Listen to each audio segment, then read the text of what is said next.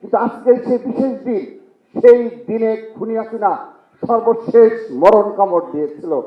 অর্থাৎ এই দিন সে ঘোষণা দিয়ে, ওবায়দুল কাদের ঘোষণা দিয়ে আওয়ামী লীগের সকল সন্ত্রাসীদের এই শাহবাগ, যাত্রাবাড়ি, মিরপুর সহ সব উত্তরা সহ সকল স্পটে ঢাকার দখল করার জন্য নির্দেশনা দিয়েছিল।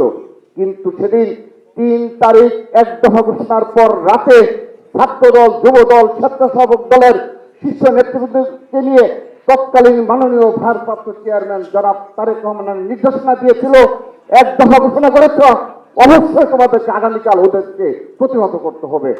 আমি কোনো কথা শুনতে চাই না, সফল হতে হবে, সফল হওয়ার কোনো বিকল্প নেই। আমি আমার ছাত্র দলের কথা বলতে পারি, আমাকে যাত্রাবাড়িতে থাকতে নির্দেশ দেওয়া সেই ধারাবাহিকভাবে সাধারণ সম্পাদক শাহবাগ আমাদের অপর নেতৃবৃন্দ দায়িত্ব ভাগ করে দেওয়ার পর আমরা সকাল 12:30টায় সেই দুনিয়া কলেজের সম্মুখ ভাগ থেকে যে মিছিল করেছিলাম, সেই মিছিলের জনস্রোতে এই খুনি হাসিনার ফ্যাসিস্টরা পালিয়ে জুলাই পারমোদ, জুরাইন সহ সকল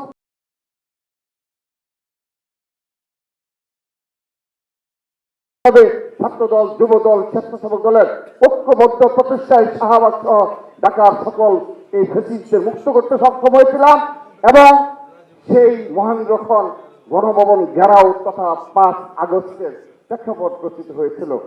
আজকে যেহেতু বক্তব্য দেওয়ার বেশি সময় নেই, অনেক কথাই বলতে পারবো না। সেই 31শে জুলাই সর্বশ্রেষ্ঠ কর্মসূচি ছিল মার্চ ফর জাস্টিস। সবাই রয়েছেন, সেই বিষয়কে আমরা সামনে নিয়ে আসি না।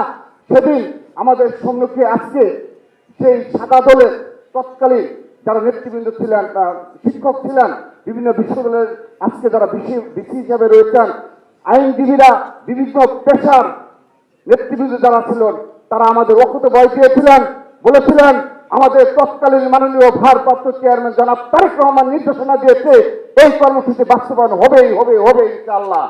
সেদিন আজকে যারা অনেক বড় বড় কথা বলে, তাদের একজন পেশাজীবী আজকে যারা টকশোতে কথা বলে, তারা বলুক যে 31শে জুলাই মার্চ ফর জাস্টিস যে পেশাজীবীরা অংশগ্রহণ করেছে, তারা সেদিন কোথায় ছিল? ঢাকার কোন রাজপথে তাদেরকে দেখা গিয়েছে কিনা?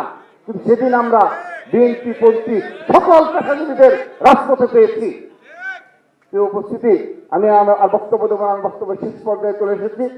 আমি শুধুমাত্র একটি বক্তব্য রেখে আমি আমার বক্তব্য শেষ করছি।